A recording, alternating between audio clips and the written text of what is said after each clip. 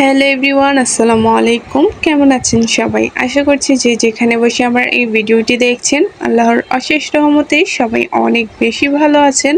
আমিও আলহামদুলিল্লাহ বেশ ভালো আছি। চলে আসলাম আজকে নতুন আরও একটি ভিডিও নিয়ে। আশা করছি ভিডিওটি আপনাদের কাছে অনেক বেশি ভালো লাগবে।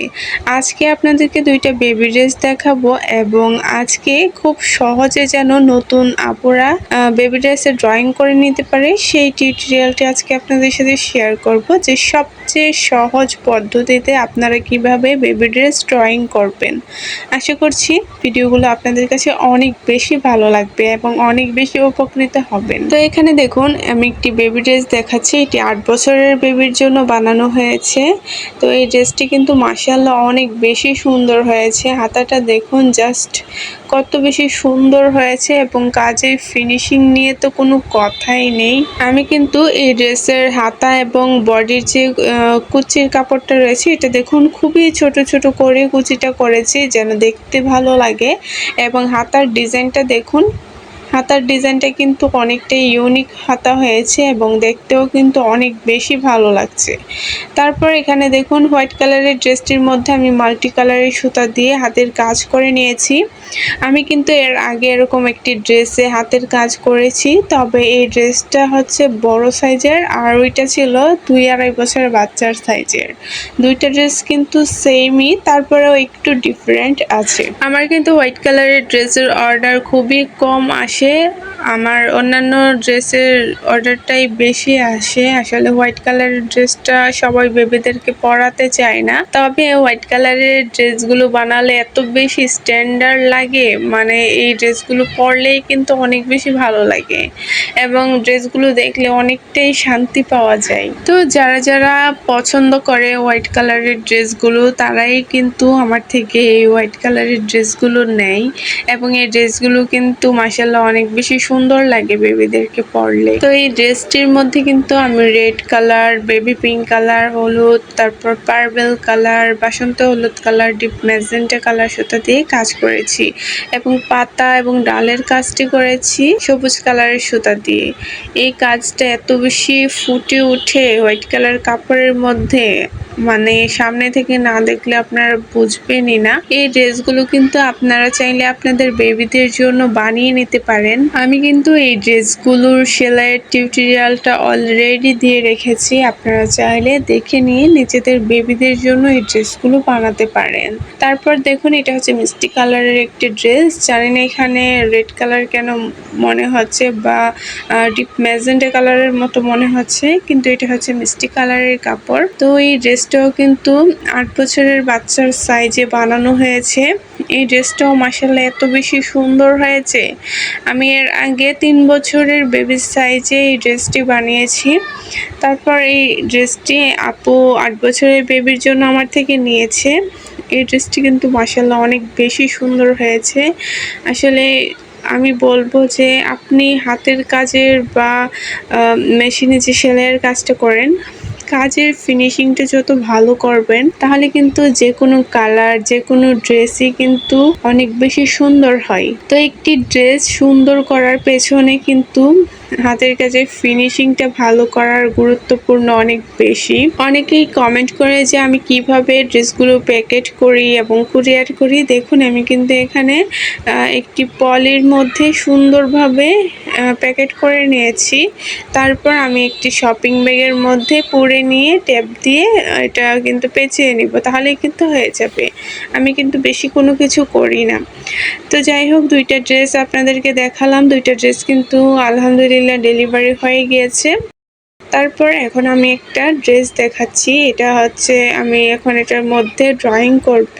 তো নতুন আপুরা যারা আছেন তাদের জন্য খুব সহজ একটি ড্রয়িং নিয়ে আমি হাজির হয়ে গেলাম, যেন আপনারা এই ড্রয়িংটি দেখলে খুব সহজে করতে পারেন এবং যে কোনো ড্রেসে কিন্তু এই ড্রয়িংটি আপনারা করে ড্রেস ড্রয়িং করতে পারবেন। তো এখানে আমি একটি হার্ড পেপার নিয়েছি। এটার মধ্যে কিন্তু আমি মোটা যে সাইন পেন বা কলমগুলো রয়েছে সেটা দিয়ে ড্রয়িং করে নিয়েছি। করার পর এটা যেহেতু একটু পাতলা কাপড়, মানে ভয়েল কাপড় যেহেতু এগুলো, তাই কিন্তু এটার নিচে যে আমি ড্রয়িংটা করেছি সেটা বোঝা যাচ্ছে। হোয়াইট কালার অথবা ইয়েলো কালার যদি হতো তাহলে কিন্তু আরও বেশি বোঝা যেত। তো এখানে আমি পেস্ট কালার কাপড়ের উপরে কিন্তু ড্রয়িংটা করে নিচ্ছি। এখানে আমি রেড কালারের একটি ডায়মন্ড রং পেন্সিল নিয়েছি। তো যারা যারা আমাকে কমেন্ট করেন যে আমি কি দিয়ে ড্রয়িং করি, তাদের জন্য বলছি যে এটা হচ্ছে ডায়মন্ড রং পেন্সিল, অনেকে কাগজের রং পেন্সিলও বলে থাকে। তো এই রং পেন্সিলটা দিয়ে কিন্তু খুব ইজিভাবে আপনারা ড্রয়িং করতে পারবেন, এবং আমি কিন্তু প্রত্যেকটা ড্রেসের মধ্যে এই ডায়মন্ড রং পেন্সিল দিয়ে ড্রয়িং করে থাকি। এতে করে আমি কিন্তু পরবর্তীতে চাইলে ড্রয়িংটা চেঞ্জ করতে পারি, বা যখন আমি সেলাই করব, সেলাই করার পরবর্তীতেই কিন্তু এই ড্রয়িংটা উঠে যায়। তো যারা নতুন ড্রয়িং করবেন বা নতুন কাজ করবেন, তাদেরকে বলছি কখনোই কলম দিয়ে ড্রয়িং করতে যাবেন না। এক্ষেত্রে কিন্তু কলমের দাগটা হয়তো বা দেখা যাচ্ছে যে আপনি দাগের ভিতরে সেলাইটা করছেন, পরবর্তীতে দেখা যাবে যে কলমের আঁকটা বোঝা যাচ্ছে, তখন কিন্তু ড্রেসটা দেখতে ভালো লাগবে না। আরও একটি কথা হচ্ছে, আপনি যদি ড্রয়িং করার পর আবার ডিজাইনটা চেঞ্জ করতে চান, তাহলে কিন্তু পারবেন না কলমের আঁকটা মুছতে। তাই সবসময় এই ধরনের রং পেন্সিলগুলো দিয়ে ড্রয়িং করবেন, তাহলে যে কোনো সময় ডিজাইন চেঞ্জ করতে পারবেন। আমি কিন্তু সবসময় নতুন যে আপুরা রয়েছে, হাতের কাজ করছে বা বিজনেস করছে, তাদের জন্য অনেক অনেক টিপস আমি সবসময় আপনাদেরকে বলে থাকি। তো আপনারা আমার ভিডিও দেখেন, টিপস শিখেন, হাতের কাজ শিখেন, অথচ আমার ভিডিওতে লাইক কমেন্ট করতেই ভুলে যান। তাই আপনাদেরকে বলছি, আমার ভিডিও দেখে যদি আপনারা একটু হলেও উপকৃত হন, প্লিজ আমার চ্যানেলটিতে সাবস্ক্রাইব করবেন। ভিডিওটি ভালো লাগলে অবশ্যই ভিডিওতে লাইক কমেন্ট শেয়ার করবেন। কমেন্ট করে আপনার মূল্যবান মন্তব্যটি জানাতে একদমই ভুলবেন না, এবং আপনারা কি রিলেটেড ভিডিও দেখতে চাচ্ছেন কমেন্ট করে জানাবেন। আমি কিন্তু আপনাদের পছন্দ মতো ভিডিওগুলো আপলোড করব, যেন আপনারা আমার কাজ দেখে কাজ শিখতে পারেন, যেন গৃহিণীরা ঘরে বসে ছোটোখাটো একটি বিজনেস শুরু করতে পারেন। আমার বিজনেসটা কিন্তু খুব একটা বড় না, আমার বিজনেসটা খুবই ছোট। তো আমি খুবই অল্প কিছু অর্ডার পাই এবং অল্প কিছু ড্রেস ডেলিভারি করি। আলহামদুলিল্লাহ, এটাই আমার কাছে অনেক কিছু। আমি একা হাতেই সব কিছু করে থাকি। সব কিছু আমি একাই করি, কাপড় কিনে আনা, তারপর মেশিনে সেলাই করা, হাতের কাজ করা, আয়রন করা, এভরিথিং ডেলিভারি করা, সব কিছু কিন্তু আমিই করে থাকি। এবং এখানে দেখুন, কথা বলতে বলতে কিন্তু আমি আমার ড্রয়িংয়ের কাজটি খুবই সহজভাবে করে নিচ্ছি। এভাবে ড্রয়িং কিন্তু 100টা ড্রেসেও যদি করা যায়, তাহলেও কিন্তু মন ভরবে না, তাই না? 100টা ড্রেসে যদি আমাকে বলে এভাবে ড্রয়িং করতে, আমি কিন্তু চোখ বন্ধ করে 100টা ড্রেসেই এভাবে ড্রয়িং করতে পারবো। আমার কিন্তু একটুও কষ্ট হবে না। তার জন্য কিন্তু এত সহজ টিপসটা আপনাদের সাথে আমি শেয়ার করলাম, যেন আপনারাও খুব সহজভাবে এই ধরনের বেবি ড্রেসগুলো ড্রয়িং করতে পারেন এবং সেলাই করতে পারেন। আমরা যেহেতু বিজনেসগুলো করি, তো বিজনেস করার ক্ষেত্রে দেখা যায় যে আমাদের একটি ড্রেসের অর্ডার কিন্তু অনেকগুলো চলে আসে। যেই ড্রেসটা সবার পছন্দ হয়, সবাই কিন্তু সেই ড্রেসটাই বারবার করে অর্ডার দেয়। তো তার জন্য দেখা যায় যে একটি ড্রেস আমাদেরকে 10-20টার মতো করা লাগে, মানে একই ডিজাইনের। তো সেক্ষেত্রে তো হাতে এভাবে অনেক সময় লেগে যাবে, তাই না? অনেক সময় নিয়ে তো আর ড্রয়িংয়ে তো আর এত বেশি সময় দেওয়া যাবে না।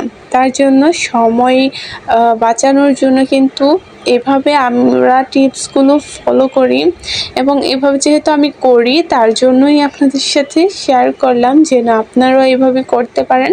হয়তোবা দেখা যাবে যে এখন আপনার 1-2টা ড্রেস, তাই এভাবে করার প্রয়োজন মনে হচ্ছে না, কিন্তু যখন বেশি বেশি ড্রেসের অর্ডার আসবে, যখন সেম ড্রেসের ডিজাইন মানে 10-20টা করে অর্ডার আসবে, তখন কিন্তু আপনি আর পারবেন না। তখন আপনাকে একটি সহজ উপায় বেছে নিতে হবে, এবং আমি কিন্তু তার আগেই এই সহজ উপায়টি আপনাদেরকে বলে দিলাম, যে এইভাবে করে আপনারা কিন্তু ছোট ছোট ড্রেসগুলোর মধ্যে ড্রয়িং করতে পারবেন। এটা কিন্তু পেস্ট কালারের একটি কাপড়, ভিডিওর মধ্যে কেমন জানি বোঝা যাচ্ছে। তো আশা করছি আপনারা খুব ভালোভাবে ড্রয়িংটি শিখে নিতে পারবেন। আজকে এই পর্যন্তই বিদায় নিচ্ছি।